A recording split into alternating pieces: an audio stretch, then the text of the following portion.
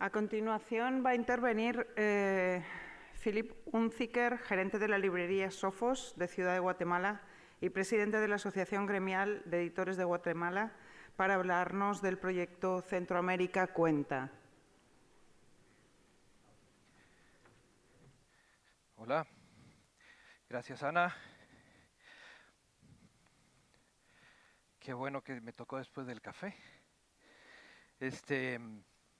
Gracias Ana, gracias Paco por invitarme nuevamente. Ya es terquedad, es la quinta vez que me invitan y es la quinta vez que vengo. Y claro, ¿cómo me lo iba a perder? Vivo en Guatemala, en los confines de la hispanidad, y cuando a uno lo inviten a un bautizo de muñecas o lo que fuera, uno va. Uno va porque no tiene muchos colegas con los que conversar, uno va porque los países que tiene a la par quedan muy cerca pero a la vez muy lejos, y uno va porque quiere ir haciendo comunidad, ir haciendo amigos con todos ustedes. Así que gracias. Y no solo voy a otra mirada cuando me invitan, vengo a Liber, los he visto ustedes por ahí, y voy a Centroamérica Cuenta. Voy a Centroamérica Cuenta, y de eso es que les quiero hablar hoy. Pero antes de eso, eh, contarles que allá por 1938, Saint-Exupéry iba volando cerca de Guatemala, no recuerdo si venía o iba, pero el asunto es que sufrió un accidente en el avión y pasó convaleciendo en Antigua Guatemala durante un tiempo. Algunos de ustedes estuvieron en Antigua Guatemala en el Otra Mirada de 2017 y recuerdan uno de los volcanes de los alrededores de Antigua Guatemala. Y bueno, se supone que ese volcán es el que luego se reprodujo en el asteroide del Principito. Antigua Guatemala es también una zona de rosas. Hay quien dice que la rosa del Principito está inspirada en alguna rosa de Antigua Guatemala, pero ese es un tema de cierta contención, porque Consuelo Suncín, la esposa de Antoine de Saint-Exupéry, decía que la rosa era, por supuesto, ella, Consuelo Suncín, una salvadoreña, que fue la esposa de Saint-Exupéry, pero Saint-Exupéry no fue su primer esposo. Estaba un día en París cuando el guardián del cementerio Père Lachaise le fue a informar que Miguel Ángel Asturias, entonces embajador de Guatemala en Francia, estaba levantando la lápida debajo de la cual yacía Gómez Carrillo para llevárselo de regreso a Guatemala. Y ese guardián fue el que impidió que Gómez Carrillo saliera del Père Lachaise para ir de vuelta a Guatemala.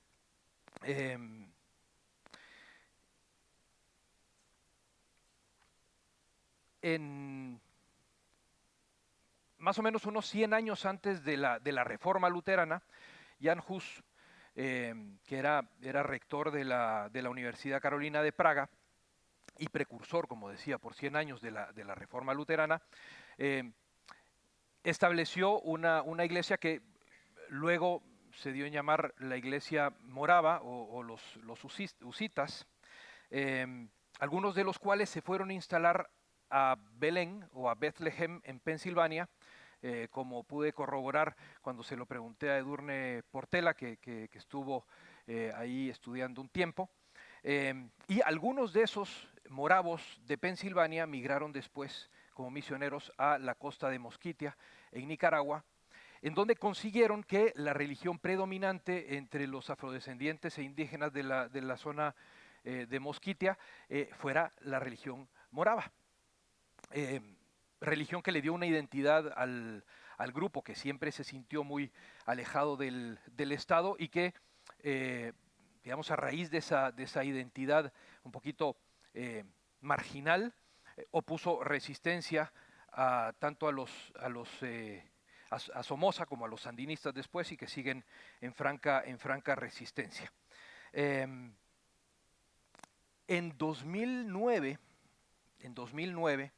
un abogado guatemalteco de apellido Rosenberg, Rodrigo Rosenberg, muere asesinado mientras salía a pasear en bicicleta. un video liberado el día de su sepelio. Lo muestra a él acusando al presidente de la República de aquel entonces de haberlo asesinado. Decía, si ustedes están viendo este video es porque el presidente me ha asesinado. La recién estrenada CICIG, la Comisión Internacional contra la Impunidad en Guatemala, una institución sui generis que se creó en Guatemala en conjunto con las Naciones Unidas para investigar casos de corrupción, no tardó demasiado tiempo en develar que Rodrigo Rosenberg había contratado a unos sicarios para que le diesen muerte a él por un tema amoroso, y él aprovechó la coyuntura para culpar al presidente del caso. Todas estas son historias que claramente son inverosímiles, que ustedes no me creerían si no les estuviera yo diciendo que no vienen de una novela, sino de la historia de nuestra región. Y quizás sea esa una de las razones por las que la literatura centroamericana se conoce poco fuera de Guatemala. Uno se pone a escribir acerca de la realidad y no pasa como novela porque no cumple los preceptos de verosimilitud que necesitan tener las novelas para pasar ante el público, ¿no? Pero son historias que cuentan, son historias que luego, bien contadas, como sucedió con Sergio Ramírez y Oliverio Castañeda, un guatemalteco que emigró a Nicaragua, se casó ahí, envenenó a su mujer, la enterró, la lloró, y luego se dedicó a conquistar el resto de mujeres de León en Nicaragua. Pues es el protagonista principal de Castigo Divino, y a pesar de que es un personaje bastante inverosímil, Sergio logra darle una cierta credibilidad que hace pasar bien esa novela de Castigo Divino. Pero a partir de esas historias es que Centroamérica Cuenta nace, a partir de este reconocimiento que tenemos de que tenemos historias interesantes que contar hacia afuera de Centroamérica y hacia adentro de Centroamérica. Y es así como llegamos este año a, por ejemplo, Wilson. Wilson vive en Santa Fe, que es un barrio marginal, vamos a decirlo así, un barrio rojo en Ciudad de Guatemala, apenas a 2 kilómetros de La Cañada, la zona más pudiente de la ciudad. Wilson tiene varias adicciones, algunas a sustancias, y cuando puede, cuando las adicciones lo dejan, trabaja en un camión de basura que desde Santa Fe atiende La Cañada. Wilson recupera y colecciona los libros que los ricos desechan en la basura, y es también adicto a estos libros. Tiene estos libros como una de sus obsesiones, y tiene una memoria prodigiosa que lo hace recitar pasajes completos de, por ejemplo, Nietzsche. Si conseguimos que Wilson la semana próxima esté sobrio, acompañará al escritor Rodrigo Fuentes en una expedición en ese camión de basura de Santa Fe a La Cañada, que esperamos que luego Rodrigo nos relate su experiencia. Ese es uno de los eventos que sucederán en Centroamérica Cuenta la semana próxima en Ciudad de Guatemala. Pero vamos un poquito de regreso en la historia al nacimiento de Centroamérica Cuenta, que es presidido por Sergio Ramírez, que lo inventó. Sergio Ramírez, yo recuerdo muy bien cuando en 2017 Sergio Ramírez recibió el premio Cervantes, y ante la primera pregunta de un medio de comunicación, en vez de contestar a la pregunta, contestó más bien hablando de una novela de José Adiac Montoya, un joven escritor nicaragüense, y me parece que es un gesto que ha caracterizado a Sergio toda la vida, esa generosidad de hacerse a un lado para dejar pasar a la generación que viene, y ese es el espíritu con el que Sergio funda Centroamérica Cuenta en 2013. Centroamérica Cuenta tiene ediciones en Managua del 2013 al 2018, ediciones anuales, al principio con una veintena de escritores, hacia el final en 2018 con alrededor de 100 escritores de toda América Latina, de España, de Francia, de Italia, de Estados Unidos, de Alemania, que visitan Managua, en aquellos casos, para hablar de literatura. para hablar de todas aquellas cosas que nos gusta oír hablar a los escritores. En 2019, después de que la edición de 2018 fuera la última que se puede hacer en Nicaragua y ya con alguna dificultad, un ilustrador francés no pudo entrar a Nicaragua en ese 2018 y luego se desató la crisis sociopolítica en Nicaragua. En 2019 el festival tiene que salir al exilio a Costa Rica en coincidencia con la Feria Internacional del Libro en Costa Rica. En esa ocasión yo presidía la Feria Internacional del Libro de Guatemala y decidimos invitar al festival a que fuese invitado de honor en la Filgua en Guatemala al año siguiente, en 2020. Y por supuesto en 2020 el Festival Centroamérica Cuenta no tuvo lugar en Guatemala, no tuvo lugar en Guatemala tampoco en 2021, aplazamos la invitación de invitado de honor para el 2021, en el 2021 fue el invitado de honor de la Filgua, pero la Filgua fue virtual nuevamente por segunda vez, y 2022 será el año, espero yo, estoy buscando madera, en que se realice el Festival Centroamérica Cuenta finalmente en Guatemala del 26 al 29 de mayo, es decir, la próxima semana. El festival que tenía uno en su origen digamos una intención de convivialidad y una intención de poner esta región en el mapa. Recuerdo muy bien que en 2013, ese primer año en que sucedió Centroamérica Cuenta, se publicó también Crónicas Negras de la Sala Negra del Faro, cuyo subtítulo rezaba Desde una región que no cuenta. Y muy poco después Javier Payeras publicó otro libro que se llama Crónicas de la región invisible. Siempre hemos tenido en Centroamérica esta percepción de que no se nos ve desde fuera. Creo que todos pensamos, independiente de dónde estemos, que no se nos ve lo suficiente desde fuera, pero en el caso de Centroamérica creo que sí hay una conjunción de circunstancias que hacen ahí que no estemos en digamos, en las rutas de comunicación naturales.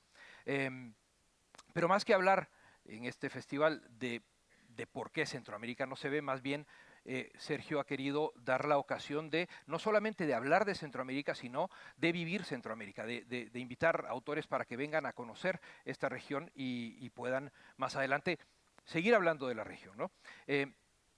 Estos años más tarde ya contamos 600 voces que han pasado por el festival, que dura normalmente 5 días, en mesas de discusión que reúnen a 3 o 4 escritoras o escritores para hablar de un tema específico.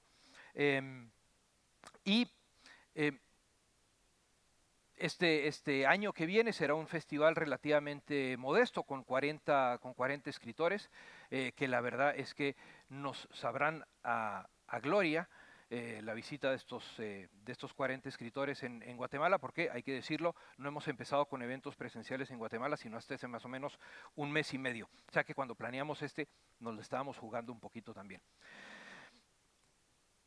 En 2020 les decía que no pudo realizarse el Festival Centroamérica Cuenta en Guatemala debido a la pandemia. Sin embargo, el equipo de Centroamérica Cuenta muy rápidamente decidió lanzarse al espacio digital. Fue uno de los primeros festivales que tuvo una presencia digital, y esta comunidad que se creó alrededor del festival, no solamente del público que iba al festival, sino también de los 600 escritores y escritoras y pensadores e ilustradores y demás que habían participado en los festivales, formaron una nueva comunidad alrededor de Centroamérica Cuenta en la red, y vimos un crecimiento del interés por Centroamérica Cuenta a lo largo de esos 2 años muy, muy importante. A lo largo de estos 2 años pasé de ser el anfitrión de Centroamérica Cuenta a ser parte del equipo organizador, y por eso estoy aquí platicándoles de este asunto y contarles también un poco acerca de lo que espera Centroamérica Cuenta lograr en cada una de sus ediciones. La intención principal es la difusión y la promoción de la literatura, ya no centroamericana, sino iberoamericana, a partir de Centroamérica, que Centroamérica se convierta de alguna manera, y por un tiempo muy limitado, en el epicentro de las letras hispanas. Es un espacio también que acoge voces diversas e inclusivas, un espacio para la reflexión y el pensamiento crítico. Una cosa muy importante es que es también un espacio para los engranajes interinstitucionales, algo que Paco y Ana nos muestran muy bien cuando organizan Otra Mirada, el hacer participar a los distintos actores de una sociedad en un evento como este es para Centroamérica Cuenta muy importante, y por supuesto promover la cultura centroamericana o las culturas de las naciones centroamericanas. Decía que Centroamérica Cuenta es presidido por Sergio Ramírez, que desde el año pasado ha tenido que seguir la suerte del festival, es decir, salir al exilio. Él vive actualmente en Madrid, como muchos de ustedes posiblemente saben.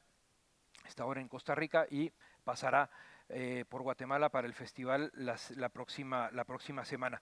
Tenemos una serie de invitados muy importantes. Dentro de los 40 participantes del festival, alrededor de una buena veintena son centroamericanos, de manera que es posible que los conozcan ustedes menos, pero de los 20 autores que vienen, digamos, de fuera, están Cristiana Alarcón, Selva Almada, Cristina Peri Rossi, Paco Goldman, que acaba de ser finalista del Pulitzer la semana pasada, Laura Restrepo, Emiliano Monge, Fernanda Trías, Nona Fernández, Luis García Montero. El festival está dedicado a la memoria de Almudena Grandes, que habíamos esperado que pudiera venir al festival y finalmente tuvo otros planes. El festival este año tiene un par de mesas que no había tenido en el pasado y que creemos que son importantes de tener este año y a partir de este año, una mesa sobre libertad de expresión, en particular la que debe tener el periodismo, porque la persecución de la que están siendo objeto los periodistas en nuestra región es cada vez más grande. Empezó, por supuesto, de manera muy notoria en Nicaragua, pero en El Salvador, en Honduras, en Guatemala estamos viendo con preocupación el incremento de las amenazas e incluso de los exilios de periodistas. Una mesa sobre política, democracia y derechos humanos, que son dos temas que no están para nada desligados. Y así como el festival salió de Nicaragua en 2019 para estar en Costa Rica, ahora en Guatemala, y que estará el próximo año en Panamá, los organizadores del festival se preguntaron por qué no pensar en el Festival Centroamérica Cuenta más allá de Centroamérica, fuera de Centroamérica. Así es como hubo un primer y pequeño Centroamérica Cuenta en Madrid el año pasado, en Casa de América. Se repetirá ese ejercicio este año. En septiembre, del 19 al 24 de septiembre, estarán ahí Horacio Castellanos Moya, Eduardo Halfon, Rodrigo Rey Rosa, Yoconda Belli, Sergio Ramírez, por supuesto, Carlos Fonseca, Catalina Murillo, Luis Chávez, Emiliano Monge y muchos otros. No sé si alguno de ustedes alcanza a llegar a Centroamérica Cuenta la semana entrante en Guatemala, es posible que no, entonces quería dejarle la noticia que el festival se llevará a cabo también en Madrid en septiembre y esperamos poder verlos ahí. Ayer pensaba cuando escuchábamos acerca del Hey Festival, escuchaba o pensaba más bien que este festival me hace pensar mucho en el papel que juegan este tipo de eventos gremiales, digamos, o de eventos al público, pero con algún interés gremial. Pienso en la Feria Internacional del Libro de Guatemala, que me tocó presidir durante algunos años, y pienso en cómo todas estas manifestaciones están enfrentándose a retos que son importantes, retos de replanteamientos de identidad, ¿no?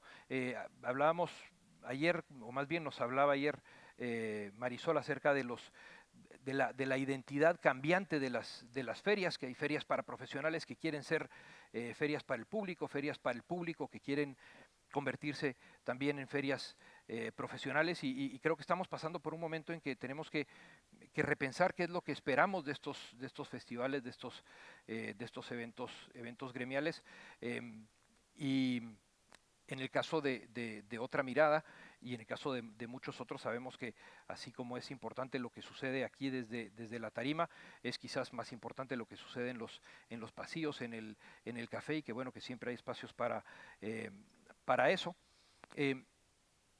Y los eventos como el Festival Centroamérica Cuenta, que no tienen un brazo comercial,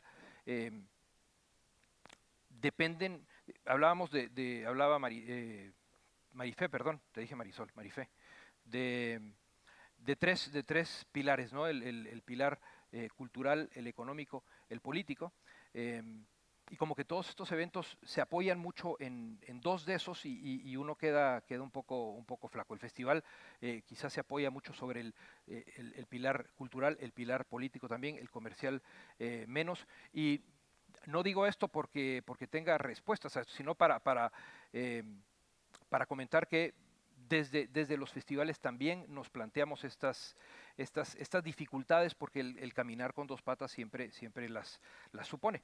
Y bien, me parece que estamos con el tiempo. Gracias. Si tienen preguntas, por supuesto, y si me sobró tiempo, tengo más historias que contarles, pero...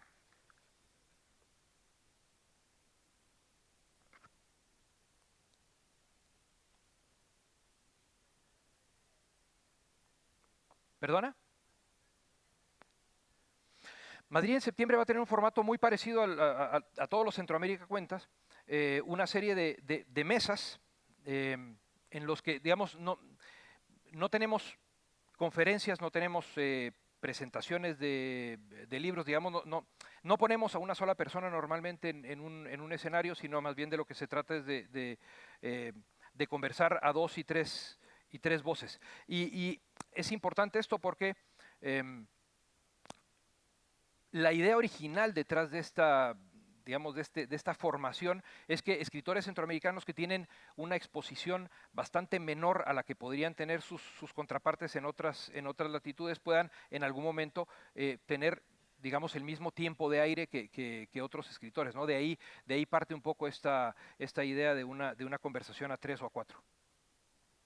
Y así funcionará en Casa de América en Madrid en septiembre. Todavía no sé cuántos serán, pero ya los que ya sé que son los que les comenté. ¿Listo? Gracias.